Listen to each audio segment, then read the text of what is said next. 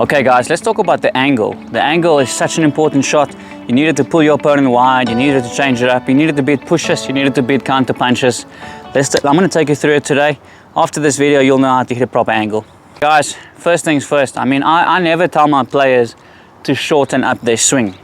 But the angle is the one shot where actually if you shorten up your swing, it will make a big difference. So this is your normal forehand swing. By actually going a little bit shorter on the angle, it's going to help you to generate more angle and racket head speed. It's the one shot where I would recommend, instead of having the big swing, go a little bit shorter. Backhand, instead of the big double hand, go a little bit shorter to rip the angle. Let me show you. So I'm going for the angle, and instead of doing the big swing, which makes it a lot harder, I'm going to actually shorten it up a little bit on the follow through so I can rip it. There we go. This is really going to help you to get that angle. Same on the backhand. Instead of having that big long swing, makes it harder to angle, I would have you make it a little bit shorter and crisp. Right there.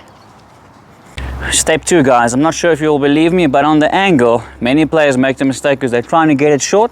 They actually swing slower trying to guide it. Okay? But I would tell you, you actually need to swing faster to get that angle. The faster you swing, the more you're going to get that dip. Let me show you the difference. If I slow down my swing because I'm trying to get the angle, I'm really not getting the most out of my angle. You need to swing faster, even faster than your normal swing, because that's going to give you that rip. It's going to give you that rip for that ball to dip down. There we go. The angle backhand, instead of trying to guide it slowly, even if you get it in, there's nothing on it. Go faster than you would have.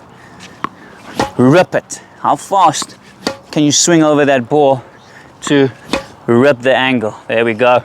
Guys, the last tip for you to get a better angle, and it doesn't take a rocket scientist to realize that a normal contact point is there. Now if I want to get angle, my contact point has to be further in front.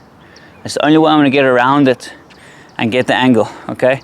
But it's one thing to say that, but you can't get the ball early if your body is not in position. So if that's the ball, if I start hitting it from here already, I'm late, I'm never going to get an angle. But if I get my whole body behind the ball, then that ball there, easy to contact out in front. I'll show you a couple. Notice that even if I get it, it's going to look more uncomfortable if the contact point is behind me and I'm trying to really angle it. First of all, it's very hard to get around it. Close to impossible, only if you get lucky. If possible, if you have time, get your outside leg behind the ball first.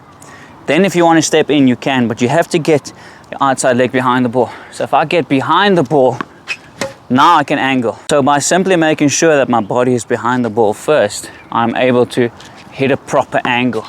And I'm focusing on my left leg getting behind the ball. It's like an outstep, and then instep. And that way you're behind it and you can really rip that angle.